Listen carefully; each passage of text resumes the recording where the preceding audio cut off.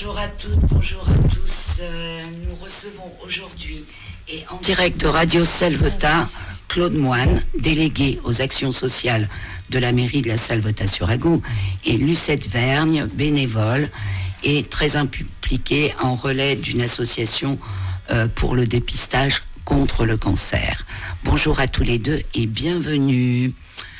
Alors, Claude Moine, délégué aux actions sociales, pouvez-vous nous dire ce qu'est votre fonction, s'il vous plaît, exactement, nous la définir? Bonjour Agnès et bonjour à tous. Effectivement, je suis élu à la mairie de la Salvetat, délégué aux actions sociales, c'est-à-dire que je m'occupe des écoles, des personnes âgées et tout ce qui a trait au social. On organise le repas des aînés, on organise le colis de Noël pour les aînés, et puis dès qu'il y a un souci auprès de quelqu'un, eh bien nous essayons à travers le CCAS d'aider les personnes en difficulté. De leur venir en aide. Très bien, merci. Alors, on est là pour parler aujourd'hui d'Octobre Rose, qui est à l'initiative de ce projet sur la Salvetat, s'il vous plaît. Alors, ce sont les élus qui sont à l'initiative de ce projet, en relation avec Lucette Vergne, qui s'en occupait très très bien les années précédentes. Et puis là, on est venu en relais. Donc, comme vous avez pu le voir, nous avons accroché 250 papillons roses à travers le village, ce qui l'a égayé un peu. Et c'est surtout comme Lucette va l'expliquer tout à l'heure, pour sensibiliser les gens à ce mois d'Octobre Rose. Oui, c'est vrai nous étions nombreux à nous poser la question de que sont ces papillons? Tiens, ils ont décidé de faire une déco dans le village. Non, j'ai pu remarquer en allant à Montpellier qu'il y en avait de partout également. Je me suis dit, bon, là, il y a quelque chose. J'ai pensé que c'était contre le sida, et non, c'était pour le dépistage contre le cancer du sein. Mais j'ajouterais, si vous le permettez, que les papillons, c'est un petit peu original. Jusqu'à présent, on voyait des parapluies, on voyait des fanions roses, mais les papillons, c'est exact. C'est un peu une nouveauté. C'est exact. Mais écoutez, on vous en remercie pour ça. Donc, on va définir un petit peu ce qu'est cette manifestation, et puis nous parlerons de l'engagement que vous avez pris pour le samedi 23 octobre ultérieurement. Donc, Lucette Vergne, bonjour. Pouvez-vous nous dire donc quelles actions vous menez en qualité de bénévole tout au long de l'année, j'imagine? Oui, alors je suis chargée par mon association, là, qui est un nom un petit peu à rallonge. C'est l'association de Montpellier-Hérault pour le dépistage du cancer du sein. Voilà, alors donc je suis un relais pour cette association. Je suis chargée de la communication dans le canton de la Salvetat et le canton de Saint-Pons. Mon rôle, c'est l'affichage et puis de faire le relais avec les mairies pour sensibiliser le plus de personnes possible pour aller se faire dépister. Donc, les personnes reçoivent une invitation pour participer au dépistage du cancer du sein. Et ensuite, elles vont où elles veulent. Si elles veulent aller au Mamobile qui se présente sur la Salvetat ou à Saint-Pons, elles peuvent y aller, c'est gratuit. Et sinon, elles peuvent aller dans un cabinet de radiologie de leur choix. En général, la Mamobile est présente tous les combien sur nos cantons? Alors, sur la Salvetat, il y a eu un petit creux là, à cause de la crise sanitaire. Donc, ils n'étaient pas venus depuis 2 ans. Et là, ils sont venus cette année, fin août. Sinon, sur Saint-Pons, nous les avons à 2 ou 3 fois par année. Très bien. Donc, elles sont convoquées, les dames, sur Saint-Pons, si elles ont besoin, quoi. Oui, Claude, vous vouliez dire? Simplement, effectivement, compléter ce que dit Lucette. Le Mamobile, nous l'avons réclamé parce qu'il n'était pas venu, et cet été, donc, il est venu près de la salle des fêtes, et les femmes ont été très nombreuses à venir se faire dépister. Très bien. Belle initiative, du coup, de les avoir rappelés. À partir de quel âge il est important de se faire dépister, Lucette? À partir de 50 ans, la Sécurité sociale envoie une invitation à ces dames-là pour faire un dépistage. Mais il est préférable quand même de commencer, si vous avez des antécédents familiaux, à se faire dépister plus tôt, bien sûr.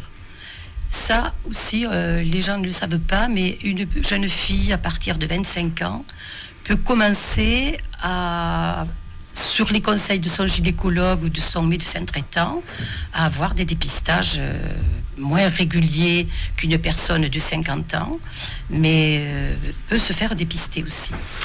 Alors, moi j'ai eu quelqu'un qui récemment m'a dit moi je ne me sens pas concernée.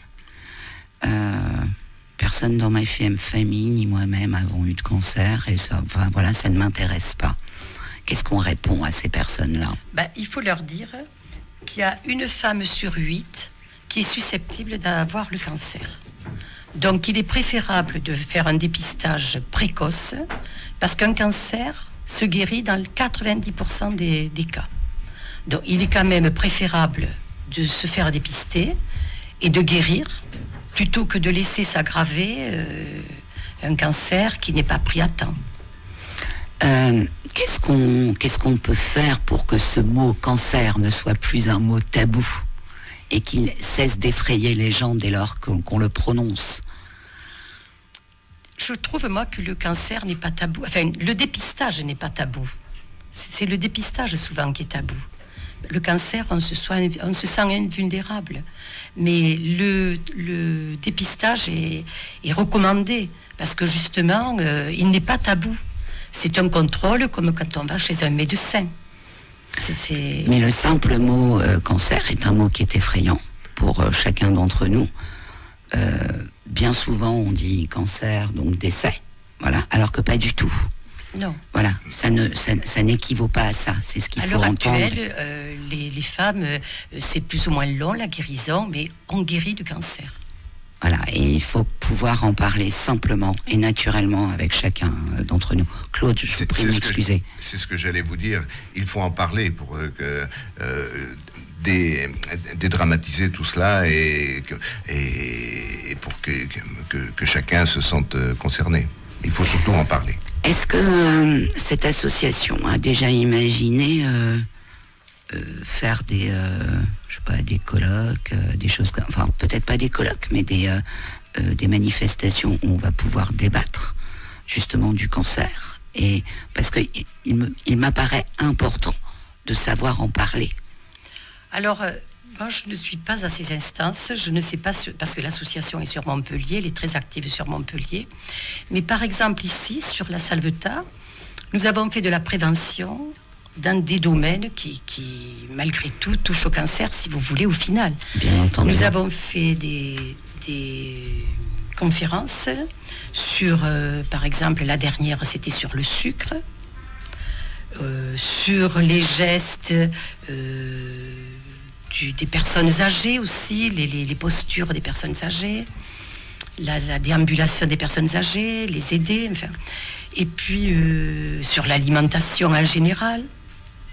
On a fait pas mal de prévention dans d'autres domaines, mais qui au final vous amènent quand même à une hygiène de vie qui peut-être peut éviter certaines...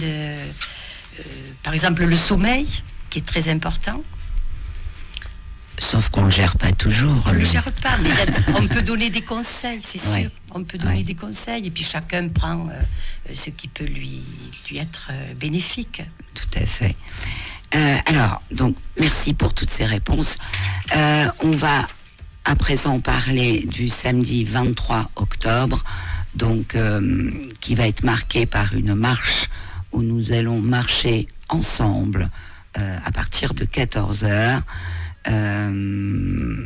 On va partir du village, me semble-t-il, pour arriver au lac. Et donc c'est tout simple à faire, chacun y va à son rythme. Et c'est juste une marche contre le cancer. Qui m'en parle? Alors effectivement, mais je crois que vous avez presque tout dit là, Agnès. Le samedi 23 octobre, à partir de 14h, alors l'horaire n'est pas indiqué sur les affiches, donc je le précise bien, c'est à partir de 14h, rendez-vous au gymnase, C'est Isabelle Hennequin qui mènera cette randonnée, et on espère que le public répondra à l'appel et viendra nombreux. Donc c'est une petite marche très facile de 2 heures qui partira du gymnase.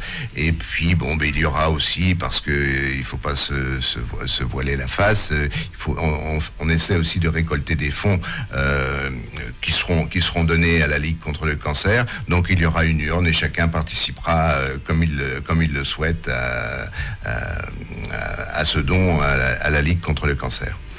Ouais, c'est vraiment très important, parce que ce qu'il faut savoir, c'est que non seulement la Ligue contre le cancer va en effet disposer de fonds pour la recherche, etc., mais dès lors que des personnes sont en cancérologie, on les aide aussi financièrement, parce qu'il y a des coûts supplémentaires à la maladie, et tout le monde ne peut pas subvenir à ces coûts.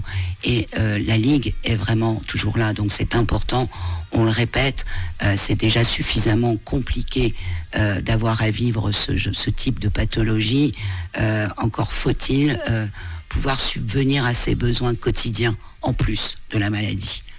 Donc voilà, c'est ce que j'avais envie d'ajouter.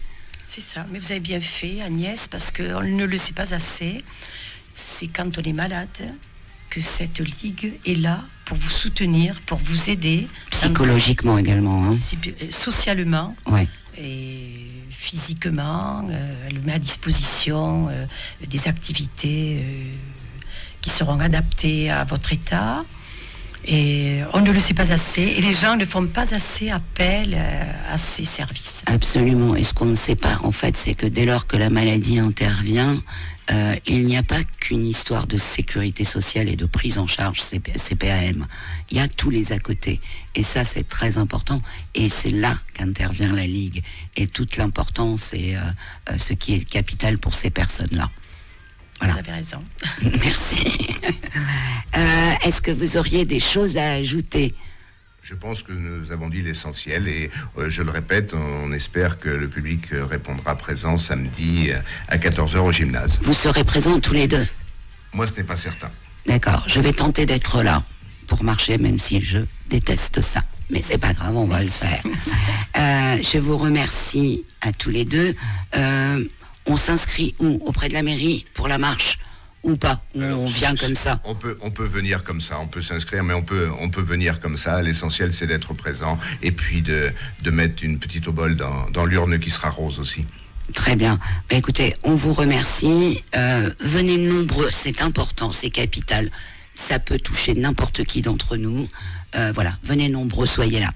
Et merci à toutes et à tous, et belle journée à vous avec Radio Selvota. Bye bye.